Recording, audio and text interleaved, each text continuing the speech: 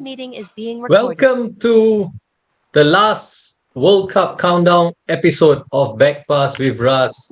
And as usual, I am joined by my co-host, I wanted to say angry young man suddenly. I don't know why, but no, Angry it's young not the man is angry young man. It's not him at all. It's the resident young man, how are Kelvin. you? How are you How doing? are you? Good man. How are you doing? Okay, fine. No jersey today for you? No jersey. I ran out of jerseys, man. I don't know what to wear. I was contemplating to wear my Brazil one, but I was like, you know what? It's okay. Let's just Okay. take it one All step right. at a I time. was expecting you to wear jersey. That's why I wore jersey. And it's the final But episode by the for this by the World Cup way, countdown. So by the way, you are wearing a like a Malaysian jersey. I see there. yeah, it's a Malaysian t-shirt, but I couldn't get the Italy one I had was in washing or ironing or something, wasn't ready. Right. And there were a few that I have kept aside and not for wearing. So yeah, so a bit limited in terms of choices. Okay.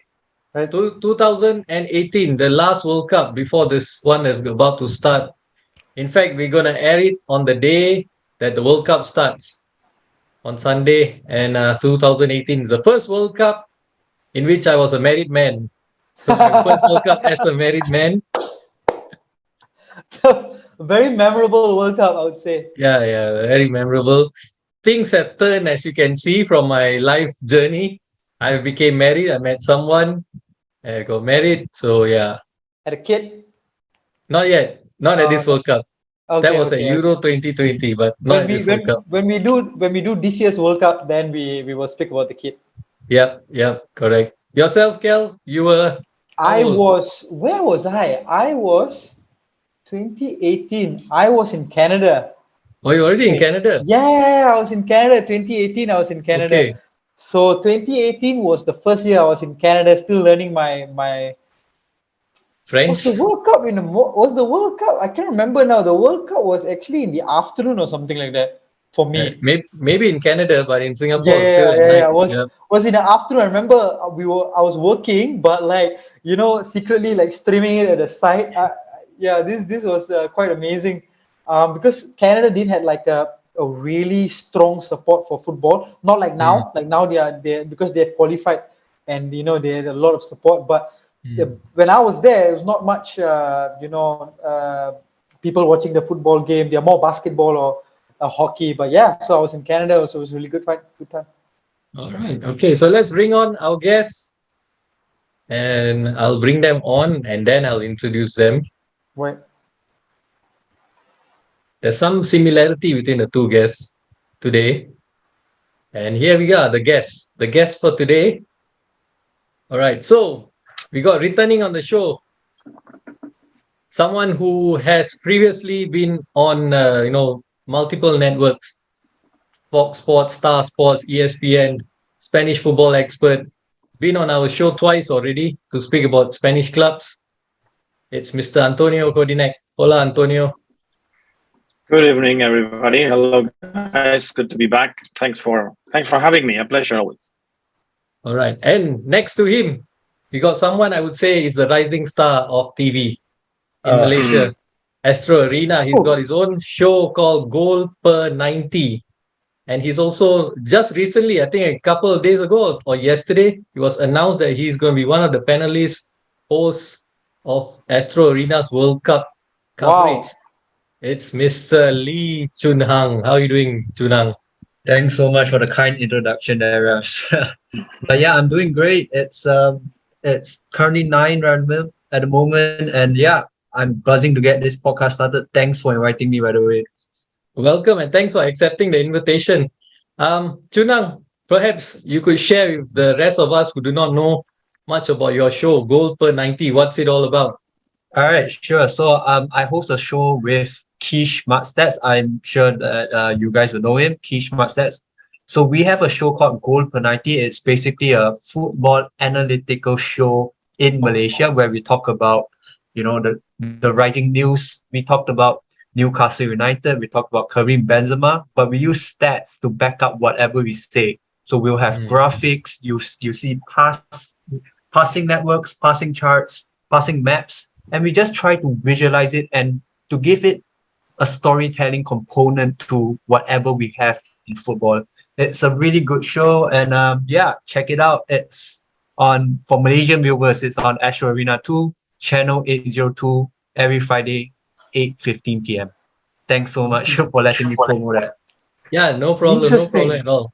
So that's Thanks. for Malaysian viewers, and also those in Singapore who have the illegal Android boxes can also view it on there. Yeah. Are you sure you can say this kind of things here, bro? Like, yeah, those who have We like are not governed by anybody. We can say anything. Antonio was supposed to be on our show speaking about World Cup 2010, a World Cup that, of course, arguably very special for him as a proud Spaniard. Antonio, you want to share some memories of that World Cup? Sure, I was in Singapore and I enjoyed it with friends. I think it did not come as a surprise as we were already European champions, and I think in the atmosphere of football, in particular in the Spanish community, majority of us thought that we only needed to do well in one tournament, meaning, of course, to maybe win silverware like it happened in 2008, to really remove that heavy shoulders and play our best for pretty much, I would say, one full generation, right? That cycle that went 2008, 10, and then 2012. And we will have time later on, I believe, to talk about how difficult it is to rebuild a team or to build a team that has won everything, especially every 4 years in a World Cup. Because the first thing I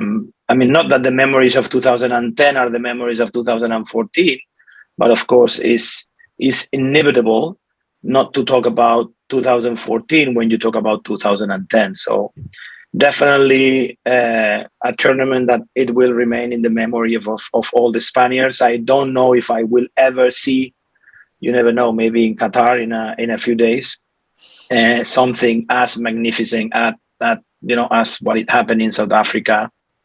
Can you believe it? 12 years ago. Yeah, it's already been 12 years.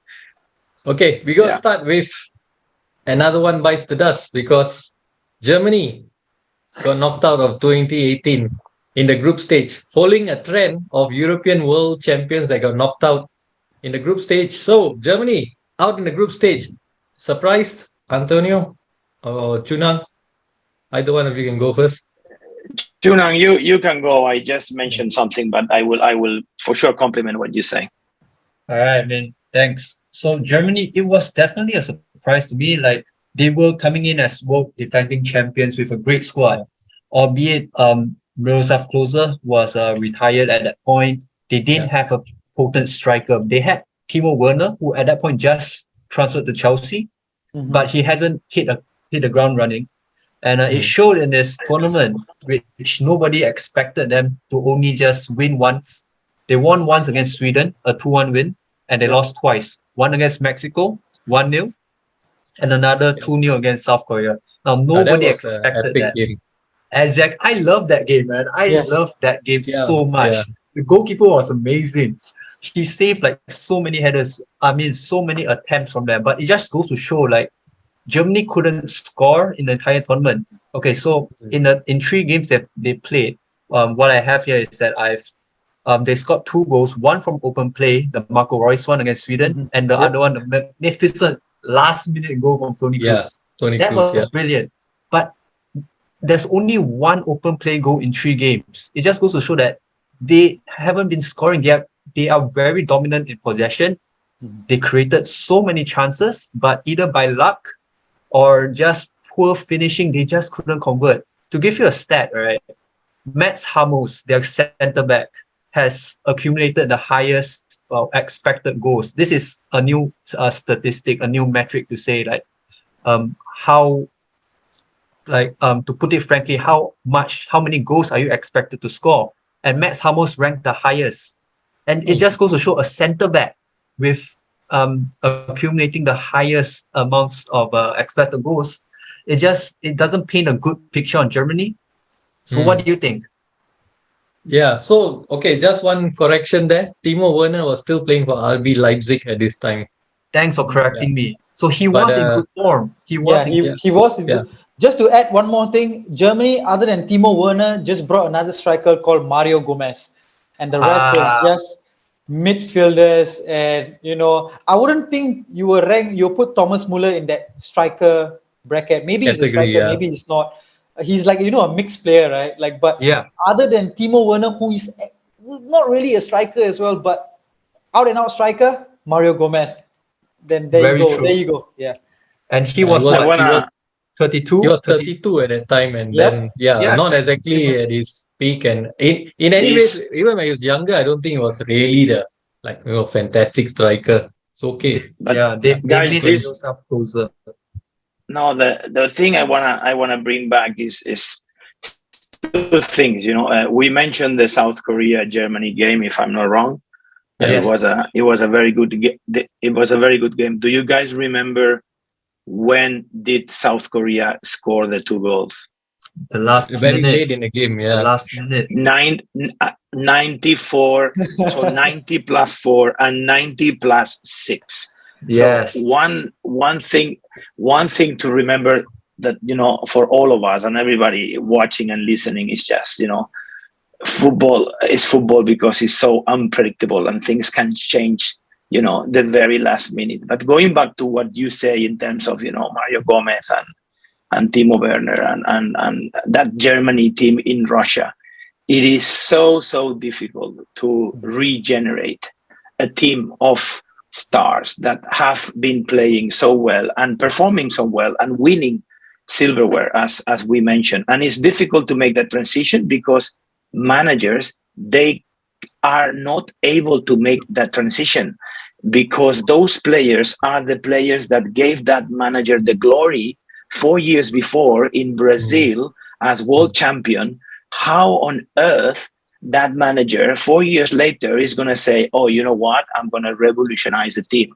And this is exactly, and because I can connect the dots, what Vicente del Bosque went through from South Africa to Brazil, right? He kept pretty much the same squad in Brazil that was in 2010 world champion, and he received a lot of criticism because it was very obvious that that team needed a revamp. So look, it's small details, it's managers, there are so many aspects, and I'm very glad to have Chun here, because I know he's going to bring a lot of data and statistics, and I think it's going to be a very rich chat overall. So yeah. Antonio, I have a question. Would you say it's down to motivation then? Because these guys, if you look at their squad, Germany squad, I mean, they have all the players there. The bulk of the players actually moved on. They're the same players. It's just that maybe it's motivation? It's after you win the World Cup, or what do you reckon? If I give you tomorrow 10 billion Singapore dollars and you buy in 3 years or 4 years, pretty much, everything, and you go on a holiday and you buy your house, you buy your parents a house, and you do pretty much, you achieve everything that you wanted to achieve as per now. What is your ambition? What are your goals?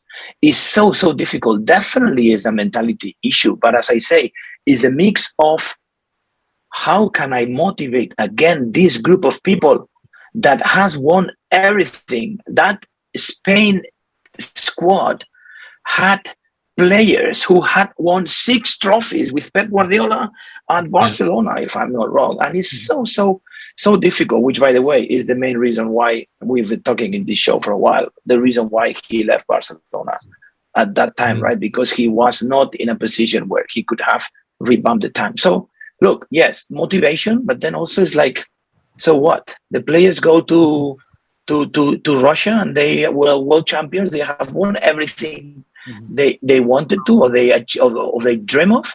So definitely, it's a lack of motivation, and also because the gap in between teams, it's smaller and smaller and smaller. Germany was in a group with Sweden, Mexico, and South Korea. They were last.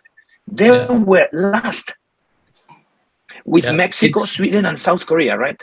Right. Yeah. So yeah. It's quite similar to Italy in 2010, where they were last in a group with Paraguay, New Zealand, and Slovakia. Yeah. So very similar. And I remember watching that Cool. South Korea game. I was in a bar for a briefing, conducting a briefing. At the end of it, is just hanging around, having dinner, watching the game. South Korea not really my favorite team after 2002, but yeah. But for that one, I was supporting. For that one, I was supporting them, and they. Oh man, that was epic. The last 2 minutes of the game was wow, crazy I think madness. Hyun-Min Son couldn't believe his luck when he ran onto the Yeah, second ball, That and was a yeah. brilliant goal. practically an empty net. And I think he just couldn't believe his luck. And wow, that's it's such an amazing what football can bring to you. I just want to add something on Yep. regarding motivation, right? On defending champions. So I read this stat the other day. It's quite interesting. 3 of the 5 defending champions, the past 5 defending champions, failed to qualify into the knockouts. Just think about that for a second. 3 of the Wow. last 5. So it just goes to show maybe France this season, we never know what they are gonna do. I mean, They're gonna get knocked they are out. suffering injuries. Yeah, I mean, suffering injuries a lot. Pogba's out, Kante's out. It might become And 4 out Cuckoo of is out. And Cuckoo this Yeah, morning, I think, or yeah, exactly, it's yesterday, out. is out. exactly. So 100%. the motivation part, man, it's a it's a really good point you raised there. Okay, the next one, Antonio. This one I'm going to speak to you on the performance of the host nation because in a way it's connected to your nation as well. So, what do you make about Russia's performance in this World Cup? I mean, I think at least they did what they expected, which is I think when you host a tournament of this magnitude, of course, one thing is what you believe you can achieve. The other one is the expectations. But for them reaching quarterfinals and losing against Croatia in the extra time. Imagine if Russia would have played the semifinals with England. You never know what it could have happened. I was Yeah, true. not surprised, to be honest, that they beat us in the round of 16 because we were not playing well at all. But I think for them as a host country, at their level that they were, which is not the best, to reach quarterfinals and really push Croatia, which they were definitely one of the best teams in Russia, all the way to extra time. Actually, they went to penalties, if I'm not wrong. Penalties, yeah. right? Yeah, 4-3. they went to 4-3 on penalties. Look, not bad, but I think overall, as expected, we were talking about motivation just now. When you host a tournament like this, it's not only your fans on the benches, but it's also, it's how proud you are and how good you wanna perform in front of your people and if everybody, and what cannot happen with which I believe only happened to Spain recently, or I can't remember who else. You should not host a World Cup and get eliminated in the group stage. Yeah, that's what I'm saying. South Africa did that. Yeah, they got knocked out in the group stage when they hosted it. But true. But I'm talking about maybe South Africa might not be a great example as they're let's say FIFA level. But I remember Spain in the 82. I'm very 82, old. I remember the 82. Yeah. 82. Yeah, okay. when we host, Chun Han is looking at me like, he looks very old. But I do remember very well the World Cup in Spain, and we did terrible. So yeah, it shouldn't be. Of course, nicely we made that up nicely a few years later.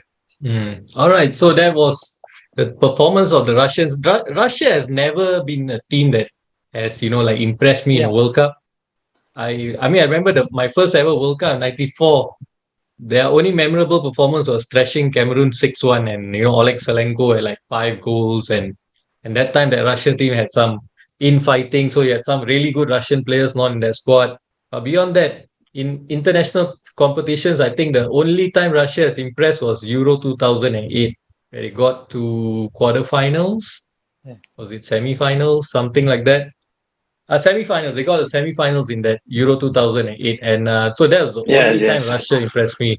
So They and had a then good now striker, this one, Zuba or something. Zuba. Artem Juba, yes, Zuba. giant of the target. He had a good tournament. He had 3 goals. Yeah, he was a man mountain. He was just bullying defenders in the air and just on the pitch. Yeah. But Correct. I really want to give this player a lot of credit, which to me one of the players of the tournament, Denis Mhm. Cheryshev. Denis Ooh. Oh, Cheryshev. okay. Denis Cheryshev, yeah. He Played came for Villarreal at that time. Yeah, he played for Villarreal at the time, and I think he was part of the Real Madrid system as well. At one point, he went Villarreal, so he was class. But he actually didn't start the game against Saudi Arabia. He came off the bench in within the first half, and Mm. immediately contributed 2 goals. And Mm. subsequently became one of the players to watch in the tournament, and just became Russia's limelight in that system with Artem Juba. Brilliant winger for me. Alongside Golovin as well, Alexander Golovin. Golovin, yeah, another good Yeah. one. Yeah. Yeah. It's Thanks it's for inter- bringing up all these names, man. Funny thing, can yeah, I say it's it. something? Yeah. Can I say Yeah. something about Russia? Just one quick one. Fun fact. Um, they played against Croatia, and the player who scored the equalizer, his name is Fernandez. Oh, yeah. He scored the equalizer, but unfortunately, he was also the one who missed that penalty Mm. that Yeah. that actually got them out. So how I remember him is because I remember like looking at the Russian squad, and I remember what is a Fernandez doing in the Russian Yeah. squad. It made me a bit confused, right? But that's just a fun fact about Russian. Naturalized Russian. Yep. Yep. Yeah, Yep. yeah, Correct. yeah. Correct. Mario I think. Fernandez, right? Mario Mario, Fernandez. yeah, I right. forgot his first name, but I know it's Fernandez. So Yeah. Yeah. Yeah, he Yeah. was Spanish Correct. rated Mario Fernandez.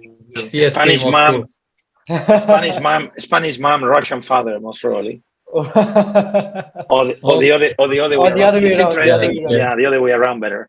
No, It's Yeah. I think it's interesting that. Brazilian. I think it's Yeah, yeah. Brazilian. I was just joking, but you never know. You know, it's one of those players that suddenly they come out of nowhere and they excel in a big tournament. It's interesting that we mention Cheryshev because he's been such a average player in the Spanish Liga, and it is true he was initially in the Real Madrid School of Football, and then moved to Valencia, did a couple of the things, if I'm not wrong, and then end up in Villarreal. But I remember clearly, and I think we will talk about some of the best games of 2018, and I remember Mm. the Russia Spain, where he was really like one of the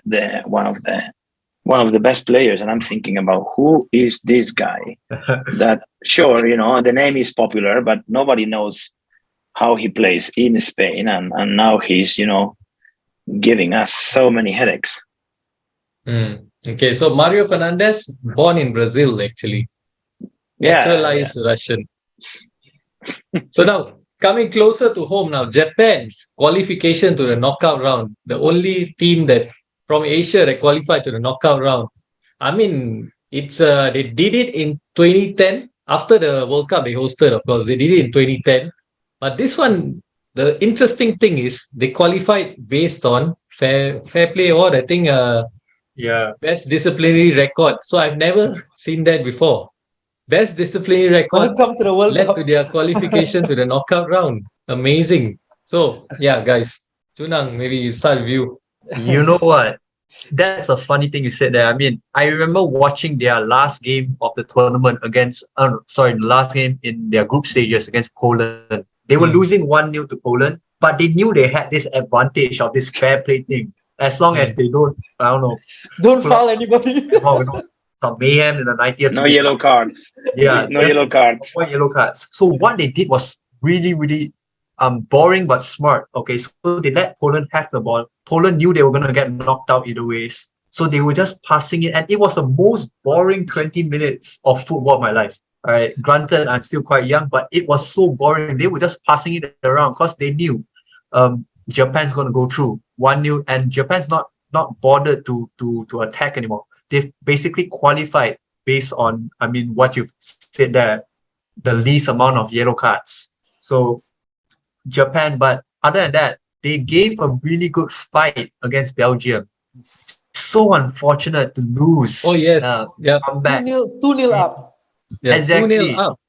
And that was like, 2-0 up. It was like probably 60 something minute, close to 70 minutes, they were 2-0 up. And then Yeah. unfortunate, man. Nasser Chadli, I think was the one who scored the winner. he scored the Nasser last one. Chadli. Who would have thought, right? Yeah, Nasser Chadli of all people. 90. Not your Yeah. KDB, not your Lukaku. Nasser Chadli. Wow. Lukaku actually dummied it. So the ball Yeah. came through. Lukaku dummied that goal, and then Nasser Chadli had that, just a tap in. Yeah, It was, I mean, it was so crazy. it was a crazy game, but Japan was so unfortunate not to win the game. I mean, like, just to qualify, they've done well, I guess. Against Colombia, they won 2-1 against Colombia, but Colombia had a man down from the second minute onwards, so they had like a red card there. They drew 2-2 to Senegal, and they lost 1-0 to Poland, and then proceeded to lose 3-2 to Belgium. But overall, I would say Japan in that tournament were quite impressive in the way that they sacrificed for one another. Shinji Kagawa, rolling back the years, was really, really good in that tournament. Alongside Kaisuke Honda, I remember there's one game, Kaisuke Honda came off the bench and he immediately changed the game, and I think he scored the equalizer against Senegal, I think it was. He was good as well, but I mean now fast forward like another 4 years, Honda is currently the manager of a team in Asia, I think. Cambodia, yeah. Yeah, Cambodia. He's currently the manager, part-time manager or something. Yeah. But he was a lovely player. He's a technical director in Cambodia. So he's the technical director plus coach. They had Shinji Okazaki as well in that team. Makoto Hasebe was the captain. Is he still in the squad this year? I don't know. Not too sure. I know Nagatomo was still in the squad this year. So yeah, there's the players in the Japanese team. When are we going to see an Asian team going further than the last 16? When? Yeah, without controversy, I must add. Speaking about Asian team, I think the 2018 Russia tournament, the Asian team did do pretty decent. If you look at it, Iran drew 1-1 against Portugal. Yes. South Korea beating Germany. Yeah. Who's the last one? Saudi. Okay, what did Saudi won? Saudi definitely won a game or something like that. I can't remember who. I don't think so. I think they were probably one of the worst. No, they were. I know they were in the first group. I was looking at it. I know they got. I know they got whacked in the first they won. They won versus Egypt 2-1. Egypt. Okay. So they won. Iran. They actually it was quite a good tournament for them. In not like what Antonio said. When are we going to see them break that ceiling round of 16 upwards? Right. Well, to the point that none of the Asian teams in Russia were last in their group stage. They were even third or better. There you go. So decent tournament by the Asian teams. No, the reason why I asked this is because I was, of course, looking at some of the data from 2018, and I do feel that 8 groups, 4 teams per group, that's 32 is a large number of teams for a tournament, right? I know we want to be more inclusive and to reach every single corner of the world. I'm thinking also about how much interest Poland versus Senegal, for example, will draw. And I don't want to be here the elephant in the room, because I do want to make sure that everybody has really a chance to be in the World Cup. But I say that because I would absolutely love to see an Asian team going further the quarterfinals, because they're going to bring something to the game that maybe the rest are not, which is because they never been there, and that surprise factor could be interesting to see and to watch. But one thing I need to point out to you, Antonio, South Korea made it to the semi-finals of the World Cup they hosted, but with controversy. Yeah, Ras will not let them go. They shouldn't have been there. No, I'm Ras. I'm not gonna let you talk about that. He's gonna go on and on. That's one World Cup we can say we feel it. No. Because you guys need to organize a show one day with the biggest mistakes of referees in World Cup, and I can guarantee you, I will be in the show talking about that specific game. Okay. Amazing. When are we going to actually see the African teams, going up? I think. Yeah, that too. Yeah. yeah, this year's World Cup, I looked at the Senegal's team, not too bad, but Sadio Mane is a bit 50-50. If he is fit, they had a genuine chance. I think this is their golden generation. But when are the African teams who's also making this move? Right? A lot of great African players coming in. So maybe you're in for a surprise, right? Yeah, yeah. But okay, before we go to this year's World Cup, let's go back to Oh, 2018. sorry. Now let's talk about the games of the tournament. Antonio, what do you got? I will mention the one that I mentioned at the beginning of my, I think it was the intro, the second intervention, which is for as much as it was very painful to watch. I think our group stage game versus Portugal was Oh super. I mean, it yes, was he was fantastic to superb. Yeah, watch, yeah. and it was a 3-3 with one and only controversial Cristiano doing their best, playing against teammates, and pushing them all the way. And as I say, for as much as it was very, very painful, because I think maybe the World Cup who have been better from that game onwards. I am always thinking about when I face these kind of questions is sure, I support Spain, but from the spectator point of view, that was definitely a game to watch. There were a couple of big games in the Belgium and England group, if I'm not mistaken, like Yeah, with big Belgium, scores. England. Like I think Belgium beat Tunisia. Was it 5-1 or 5-2? Right, if I'm 5-2. not wrong. And I think England crushed Panama like 6 6-1. or Yeah, 6 6-1. 6-1, right? Yeah. So look, of course, every game with a lot of goals is good, but also when there is like a big tight, I do believe that we need to bring back that South Korea Germany, because those 2 goals in extra time, that was very interesting. Not only because of the goals, because a big team was being sent off by an Asian team, which Mm. we keep talking about. When we could see a bigger team going, Asian team going further.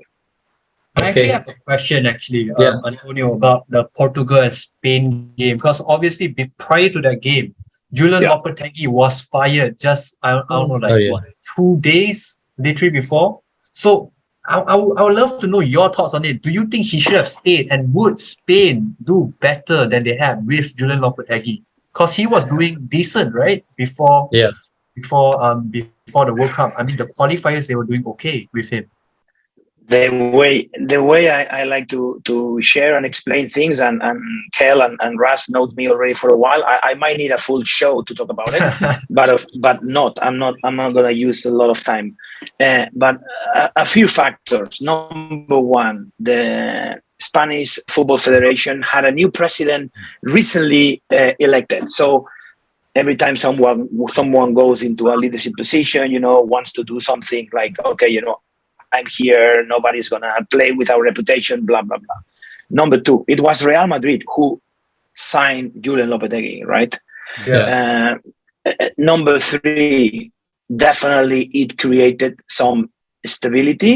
I would personally think that Julian should have stay for the tournament, and after the tournament have a conversation with the president of the federation and decide, look, this, it's what's happening. I'm looking for my future, whatever that is. It was too much unnecessary noise before a big tournament, and something that, I don't know how much aware you guys are, but in Spain, sports media, radio stations, newspaper, magazines are brutal, are amazing. I mean, we had a topic for like a month, right, until La Liga started after that World Cup. So to answer your question, no, I think he should have stayed. Things could have been better. Julen built a really good relationship for a few years before that World Cup. And as I say, it was unnecessary noise. And guess what? They only thought of Fernando Hierro as manager to manage the team in the World Cup. That, sure, he was part of the federation team as a advisor, supporter, or I can't remember his role. And then they give him a sweatpants and a hoodie, and now you're gonna sit here and you're gonna make the lineup and try to perform. So big mistake under my point of view, and very, very controversial. But that's very Spain way of doing things, very last minute and controversial. Not me, I'm a professional. Okay, Chun, yourself, any matches that you would want to point out as standout matches? Antonio's mentioned Spain, Portugal, certainly. We already spoke about Japan, Belgium. I think that was certainly one of the games of the tournament. South Korea, Germany, also. Any other games? Well, I really love that. Like you've just mentioned, I mean, Germany and South Korea was my pick of the tournament just because I Yeah. love an underdog story. Ah, But yes. similarly, I think that the game of the tournament for me would have to be the final. The final was electric, wasn't it? Mm. Croatia, France. I mean, just the way Mbappe. Oh wait, Argentina versus France was brilliant as well. Oh, Yes, yes, yes, Argentina yes. correct. versus Argentina, France was France, yeah, brilliant. 4-3, Yep. yes. That was the game I think Kylian Mbappe just Right. lit up the world, right? The blistering pace just destroyed Marcos Rojo, and he was at United at that time, and I Yeah, was fully expecting him to do something, but to like pull him down or something because he's always known to have that physical yeah. side in his gameplay. But Kylian Mbappe was just too fast for him to keep up. And what a performance by him, what a performance by France in general. I remember Pogba was forcing the game as well. So yeah, for me, France, Argentina. And that Benjamin Pavard goal as well. It was What a a great goal goal. by Yeah. Benjamin on Di the volley. Maria's one was brilliant too. Yeah, yeah, that was also quite Game fun. I of brilliant goals. I will share one last game if you guys allow Yeah. me. And as I'm browsing and looking at some of the games, that it's good. I remember this clearly because we knew Croatia could do something really well in Russia. And the first game they were very solid versus Nigeria. But I do remember now that when I think they called the attention of everybody and were most probably say, look, we are here to do something big, is when they beat 3-0 Argentina at the group stage, right? Oh, And yeah. and I think for me, I remember watching that game now and thinking, ooh, these Croatians are gonna have a long journey in Russia. So I think it's of course relevant that we sometimes at group stage there are games that there are some details that let you think of these fellows are serious this year. They have a solid team. They've been playing well, and I think they are hungry for doing something cool. And that's exactly what happened with Croatia, I believe. All right. That's a good point as well on that game, Croatia against Argentina. Yeah. So we're going to be speaking about them pretty soon. First of all, let's speak about the semi-finalists, the ones that went to the third and fourth. England, the perennial underachievers, getting to the semi-finals for the first time since 1990. I think Antonio remember the 1990 team. I think that was quite an exciting thing. But this one, I think one thing I got to point out, England finally won a penalty shootout against Colombia on the way to this semi-final. They were really Quarters. yeah, they were lethal in set pieces. So be it crosses, direct free kicks, corner kicks. I think they were really lethal from set pieces, penalties as well. They've got quite a fair bit. So yeah, England's journey to the semi-finals, and of course, then it became noisy that he was coming home, and then that's when he stopped. So You gotta stop yeah, doing that, man. Chunang, Yeah, I mean, like you said, it was England for that in that tournament just capitalized on their advantages doing set pieces. Of course, they won 3 penalties and Harry Kane just doing Harry Kane things, yeah, finishes all three penalties to win the Golden Boot. But at the same time, I think their major weakness was scoring in open play. So yeah, their open play, I mean, aside from Panama, right, against Panama, where we've seen a couple of long range goals as well, they've not yeah, really cut open teams. And when they do, they don't seem to make the right decision. And one memory calls back to the moment that against Croatia, where Raheem Sterling should have squared it to Harry Kane, but he Yep. didn't. So that was poor decision making in the crucial moments, and that's exactly what defines a brilliant national setup with someone who finishes fourth, after hyping them out the entire tournament. So they are quite a conservative team in to start with. So I wouldn't even in this tournament, in this World Cup, I would expect the same thing. Really, a lot of set piece goals, and maybe they've recalled James Maddison, so hopefully he can be the key, which they lacked in the previous World Cup. Counter-attacking goals as well, I guess.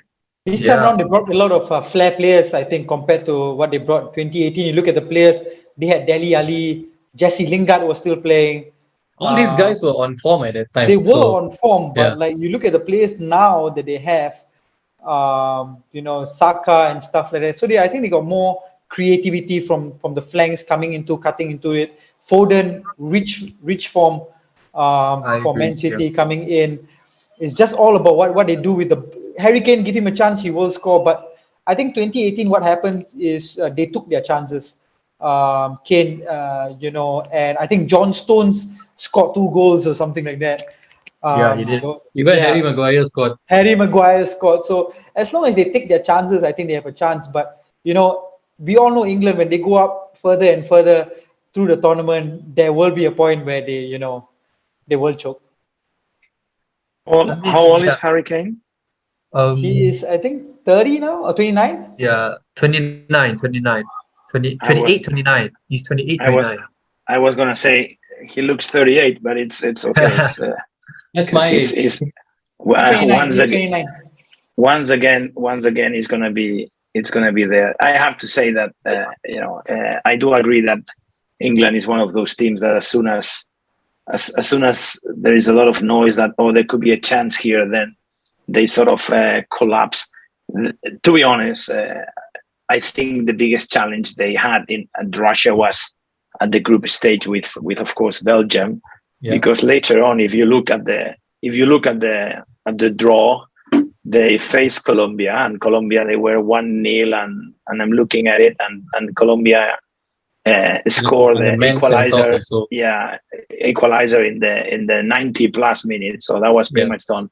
And then they face Sweden with all my respect. So pretty much they got quite some sort of like an easy path all the way to quarters, right? Well, not actually to the semis, and then and then they push Croatia all the way to extra time, but and then I think they lost with Belgium, right? The third place, did they? Yes, they lost to Belgium in the third place, and that's the team we're going to speak about next. Belgium. They came up. I think I would say they came into 4 probably World Cup 2014, where this golden generation was coming through. Probably, World Cup 2014 is when this golden generation was coming through, and everyone was hyping them up. Didn't quite make it. Even in the Euros as well, they were big hype around Belgium. Always quarterfinals at best. That's where they reached, I think, and then here we are in the semi-finals. We ended the tournament in 3rd place.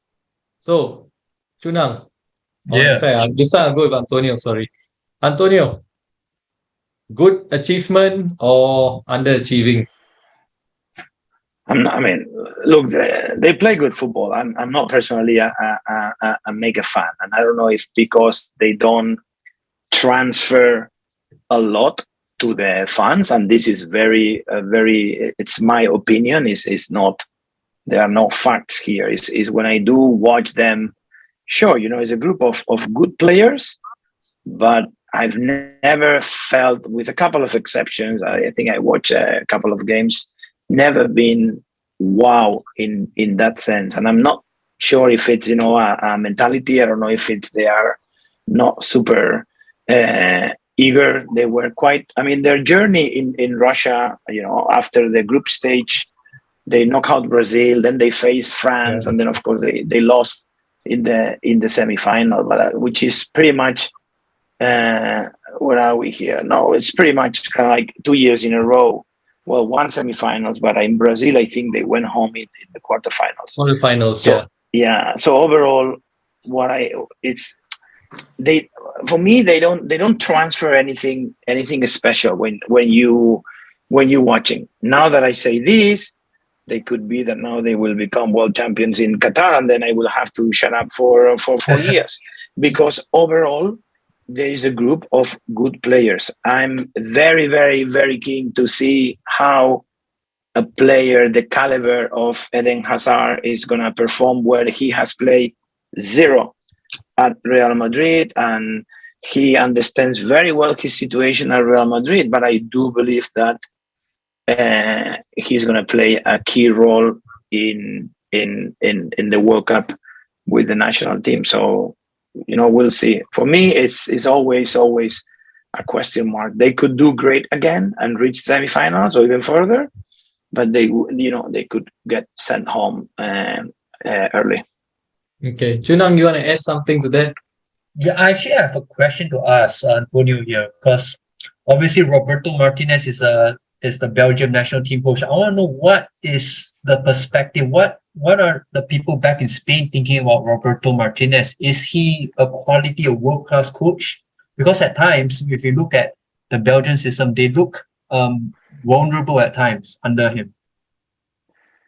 Yes, and look, Chunhan, it is the first time you and I talk to each other, but for whatever reason, I see some synergies and connection here, because your thoughts, I think, are going something that I wanted to say. I didn't mention Roberto Martinez in my statement about Belgium because I do believe that lack of what you show on the pitch comes pretty much from the manager. And being Roberto Martinez, very professional, very calm, very tidy, very formal, I'm not sure if he can implant that killing attitude. The nastiness the nastiness attitude that you need in a team to achieve something like that.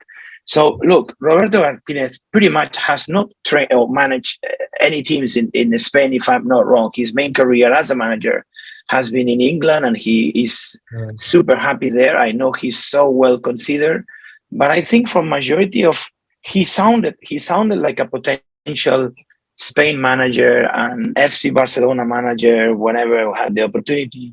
But it is somebody that I don't think convinced anyone in Spain as someone to really, bring that fire and, as you guys say, nastiness to the team and bring that furia, as we call it in Spain. He's an excellent manager, I believe. I mean, I've seen his results, but sometimes, I don't see the match on, for example, what you need as a manager of Spain, right? You compare Luis Enrique with Roberto Martinez, and you have Luis Enrique, who is a hooligan, versus Roberto Martinez, who is a sir. Yes, a nice guy. Yeah. So now going to Croatia now, the other semi-finalists that made it to the final. They did one better than the generation of 1998. But it's also a very known fact that Croatia produces a lot of talented footballers over the years since their independence, of course. And even before that, when they were in part of Yugoslavia as well, they always produced talented footballers. So this Croatian side, Chunang, what do you got to say about them? This Croatian side, no matter how many young players they produce, they will always be governed or just captain and just protected by this Luka Modric mold with Ivan Rakitic, Marcelo Brozovic. This trio, for me, one of the best midfield trios in the World Cup 2018. And they might repeat the same feat again in 2022, considering that, Brozovic last season was brilliant for Inter Milan. Yeah. Luka Modric, we know his quality. Rakitic, okay, he's slowing down a bit, but still, he can produce quality moments. He has that in him. We've seen it in Barcelona. We've seen it in the World Cup 2018 as well, scoring a couple of crucial goals. But I'm really interested to see their new stars in the making. So we have their keeper, Dominic Livkovic from a team from I'm not quite sure. Dinamo Zagreb. Sorry. So Dominic Livakovic. I'm sorry for the pronunciation, but that's all right, man. Yeah, but for me, he's a 26-year-old goalkeeper. I've only ever seen him play once or twice, and he was absolutely brilliant in those games. And he's the one replacing Daniel Subasic, who has been Croatia's number one for a really long time. It's a big shoes to fill. But what I want to see more of this tournament is Josko Guardiol and Sosa. Sorry. So Guardiol Oh and yeah. Sosa, two Bundesliga youngsters who I think can make a name for themselves in this tournament, especially Guardiol. We've seen what he can do for RB Leipzig. He's a ball carrying centre back. So basically, he's very comfortable with the ball. I think he played as a left back for Croatia in the Euros, the Euros tournament, the last Euros tournament. And he Yeah. did okay. He did okay, but at the same time, he was only 18 then or 19, and that was his first tournament, and he did okay. Coming in now in this World Cup, I reckon he's going to start, and I hope he starts alongside Borna Sosa, who's been quite brilliant in the past few seasons for Stuttgart as their chief creator from the flanks, just crossing it in. It's a shame that they don't have this Mandzukic getting onto crosses. Yeah. It's a shame, I would say, because I love Mandzukic to bits. But yeah, they're going to be a team to watch for me, Croatia. Okay. So that's this year's World Cup. Going back to the last World Cup, 2018, I think a bit of a surprise, Antonio, that he got this far. I mean, you mentioned the game against Argentina, but still. No, I mean, sure, a bit of a surprise, after those two initial games at the group stage. I think they pretty much lay down their cards on the table saying, we are here, we want to do something big. We were talking about the talent that Croatia, or actually that part of Eastern Europe, has produced recently. As a humanities teacher, sometimes I share with my students, or we do projects on social movements, and we look at different types of society. Why do I say this? Is because I do really, really believe that countries, communities, societies that go through drama together, and the Croatians went through a big drama as they first they were. There is something that unites them, and they allow them, not allow them, but they can be nasty, and we were talking about that, and they have that attitude on the field. Yeah. So if you combine that, you want to be nasty, we can be the most nasty of all, but also you add the talent. Look, the teams with those two characteristics, they should always go farther, and I think Croatia is a good example. I'm very, very curious to see what's going to be the performance in the current World Cup that we are facing in a week time, of players that we know for sure is going to be the last World Cup. Yeah. And Modric is one of them. Messi is another one. I know we will talk later on, or in another show. But I'm just thinking about Modric in 2018, thinking, well, this could be maybe my last World Cup. Maybe I could extend it one more. COVID, a lot of things that might, made him think back then in that, okay, I want to do well. And as a team, the Croatians are very united, and sometimes it's because together they went through really, really tough moments that build resilience, and it's a good team, and no doubt you guys know that the amount of talent that they have pretty much in all the lines. So surprise in Russia 2018, yes, but a question mark. I think once after that performance versus Argentina, they were very solid. Sorry, but just to add on to the point on determination on Croatia. So they like just to prove a point there. So they've gone through two penalty shootouts, just extra times in the round of 16, quarterfinals, another extra times, semifinals, another extra times, and they won it all. And it just goes to show that they stick together. They've gone through rough moments together. That determination just goes full out. You can see them sprinting. I remember Mandzukic just sprinting in the 120th minute, just hurrying defenders along. And that just goes to show the determination of these Croatians. They know what it takes to get dirty and get work done. I'm not here to make any free advertisement of Netflix, but there is a very good documentary called Leaders about 6 captains of football teams. They show is called leaders again, and they Was it do. captains? Was it called captains? No, captains, Oh, right? captains, sorry, captains, and one of them is about Luka Modric, and the first 15 minutes are breathtaking. You will find out why Luka Modric is the player he is right now. Like, this guy didn't go to school because parents didn't have money, and the guy spent all his primary years in the woods with his grandfather. Right. So, determination, nastiness, competitiveness. They have this fire, So yeah. Anyway. Yeah. All right. So the other players I mentioned, of course, Ivan Perisic had a good tournament. Perisic, yes. Ante Rebic. Mario Mandzukic, yeah, you mentioned him, but I don't know. I kind of felt that if this Croatia had a double sucker, maybe, yeah, I think they might have won the World Cup. What Also, a player, man. maybe better centre backs, Dejan Hey, they got Lovren Vida, going. man. Vida is not bad. Vida was brilliant in the last tournament, to be But honest. Dejan Lovren, I think he came out and said that he's the best defender in the world before the final. That's it. That's the end of the final. That's the end of the final. There. You know what vida Unnecessary. means in Spanish? Vida means life. You guys know what vida is? Life. You're right. Yeah. Right. All right. We've been friends long enough, Antonio. Yeah, I know. That's don't mention the years. Okay.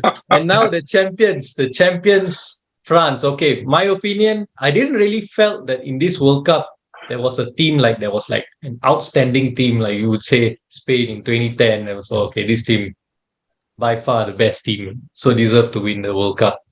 Or maybe even Brazil in 2002, that kind of team, like fantastic.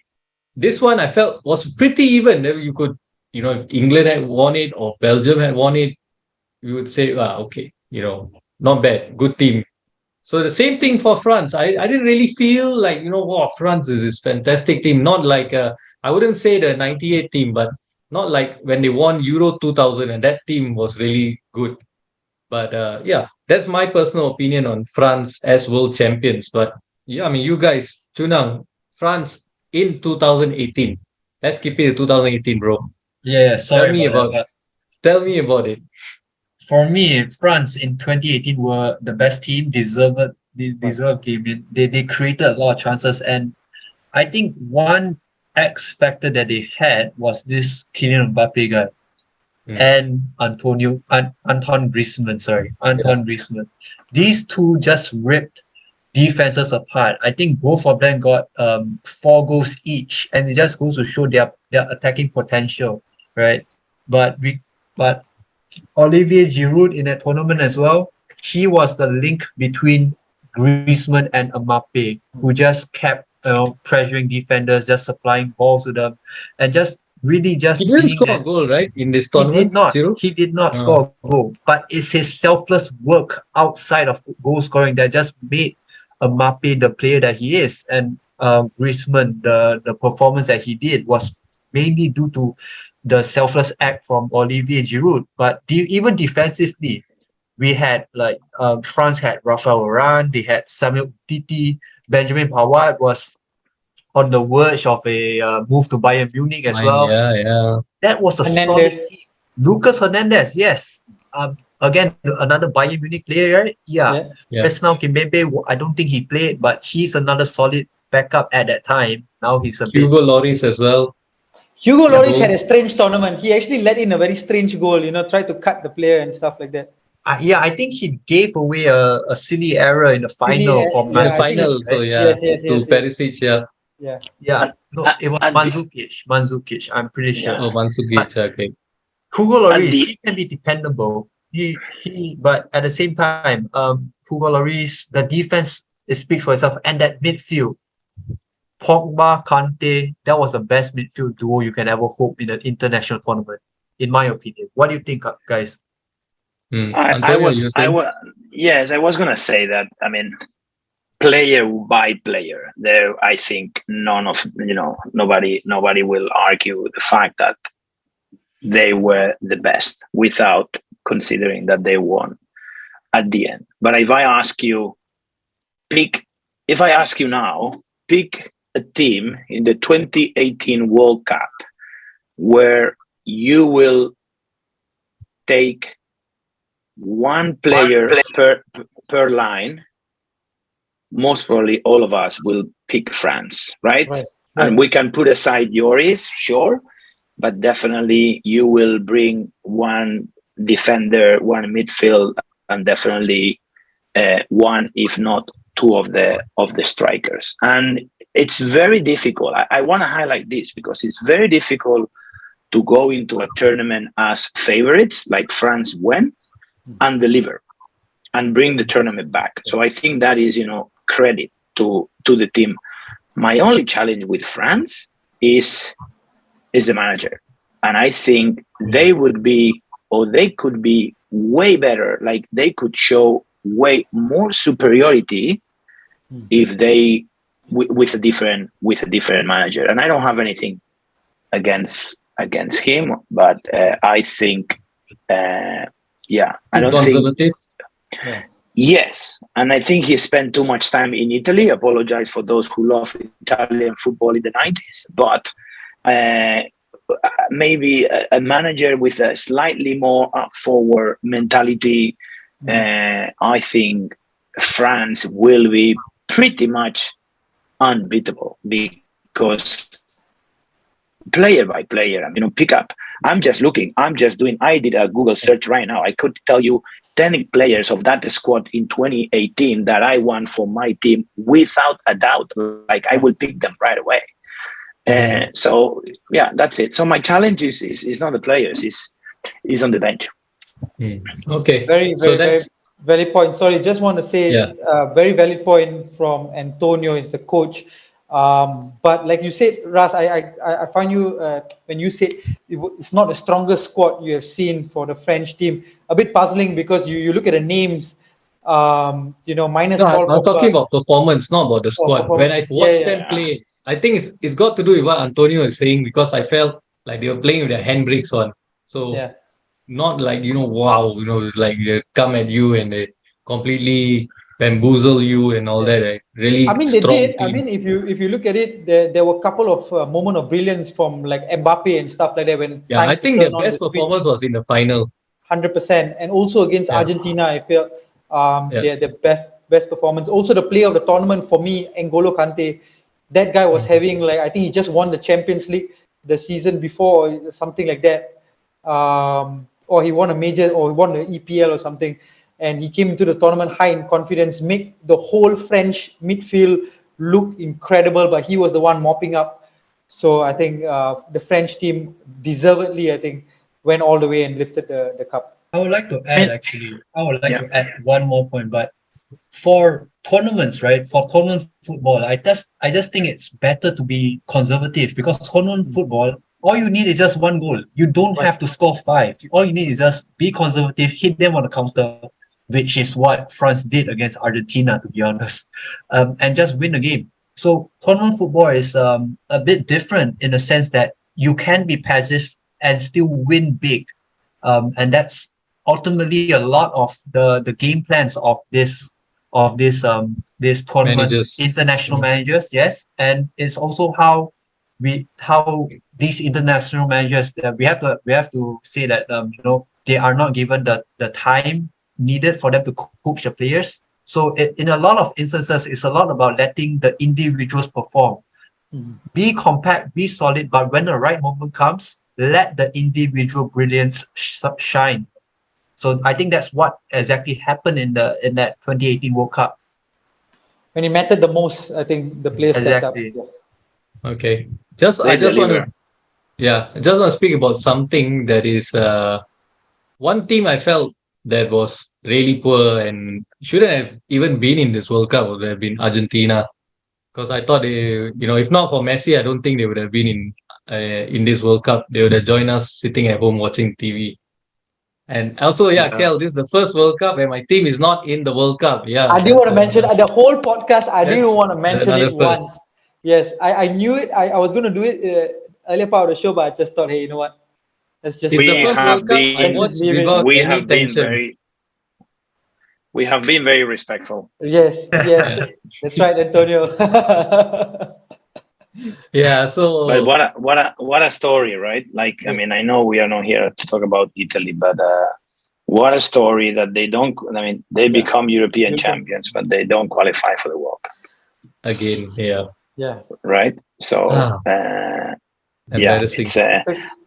I'm gonna go back. I'm gonna go back, if you allow me, very very quickly to your thoughts on Argentina, and I would say that yes, you're right. They should not have been. If it was not for Messi, they should not deserve to be in the World Cup.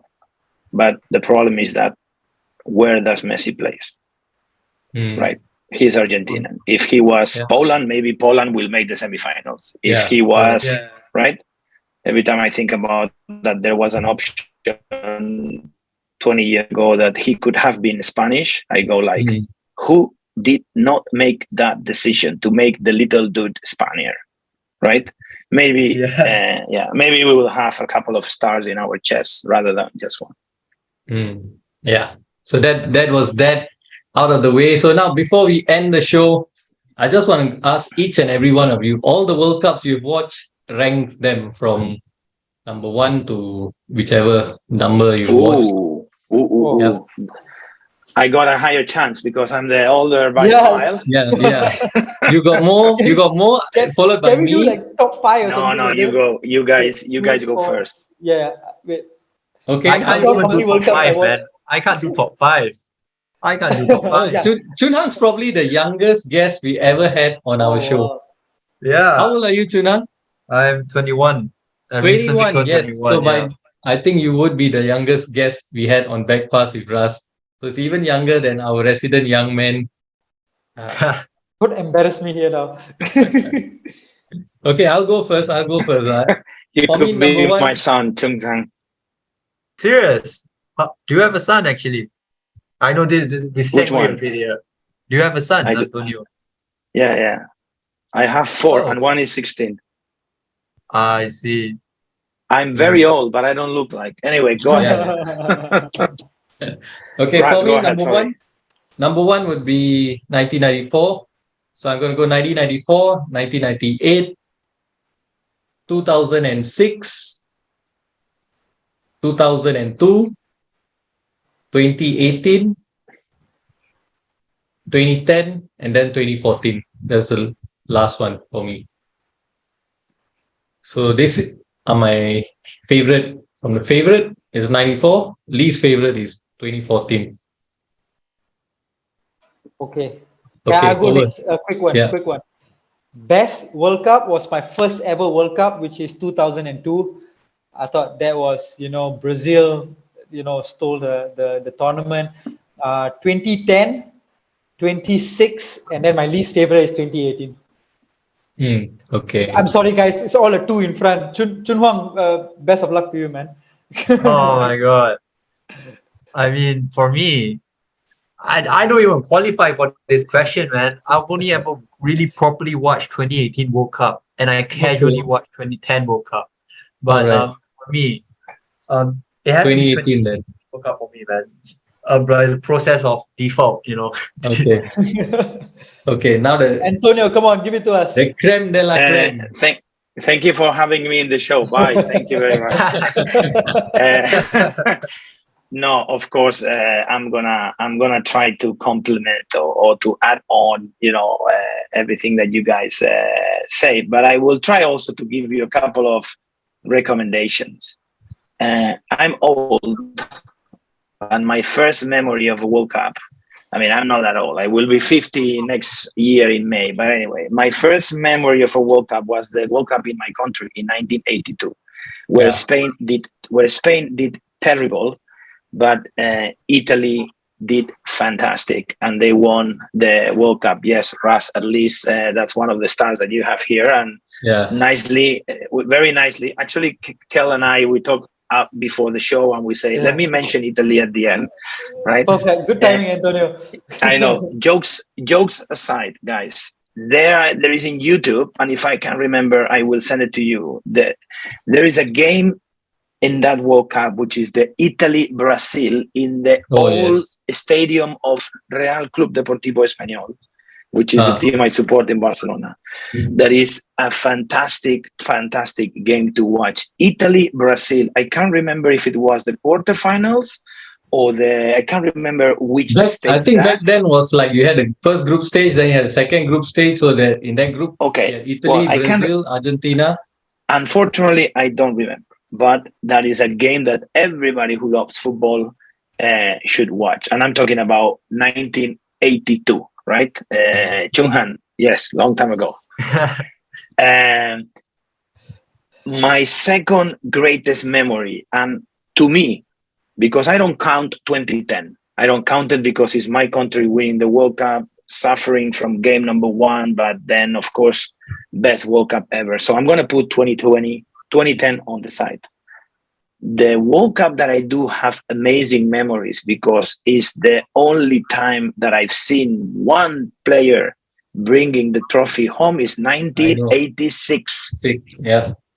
The display, the powerful leadership that Diego Maradona put together is brutal. And I'm talking about Diego Maradona as a footballer, which, to be honest, is the best magician I've seen on a football pitch. So I'll go, 82, 86.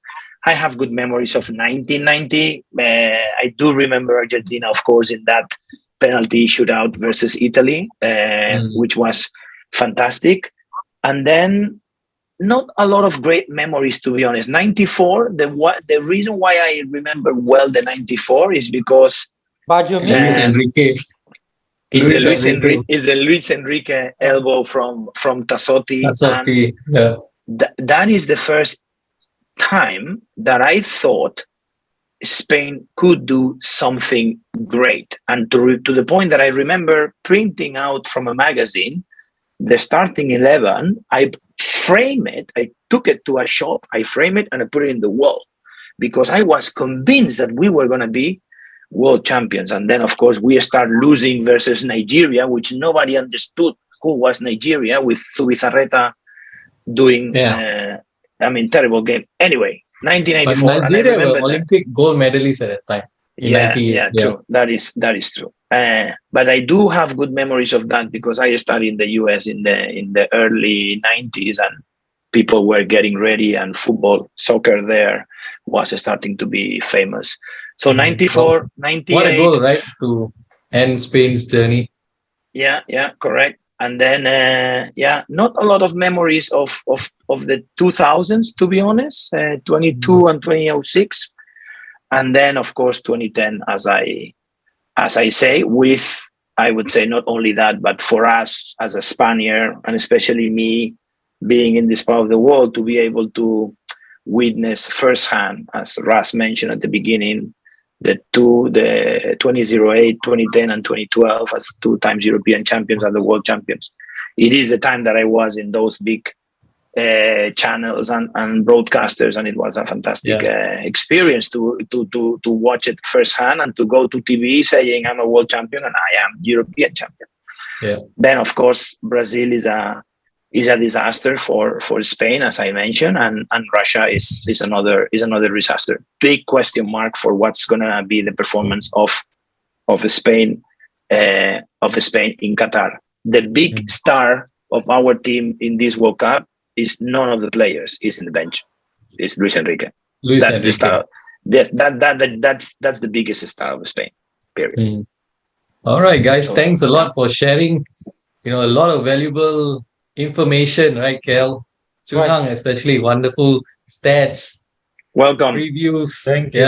Welcome on the show. Thanks a lot for all that sharing. Antonio, as usual, lots to share, lots of experience as well. I remember a lot of those because I watched those old films of the old World Cup. So I remember all the 82, 86 and all. I know how those World Cups would panned out. Interesting World Cups. Very. Kel, it's been a journey. I started it alone in 1990 from the 1990 You didn't World include Cup me because, from 1990. Yeah, because obviously you weren't even born. So I had to do it alone, and then I brought you in from 2002 onwards. So we reached the end of our World Cup countdown show. This will be released on the day of the first game of 2022 World Cup. Qatar against Ecuador. So enjoy this World Cup. We will be back with some World Cup shows at the end of every round. So yeah, look out for those episodes. It's me, Ras, now signing out. Ciao. Bye-bye. Bye. Thank you. Cheers. Bye bye. Thank you so Bye. much. Welcome. One team, one you, lights hot, 1,000 roadblocks, one shot, one truth, no fears, one flag. Oh yeah, we've been waiting for this all year. Where y'all at? We right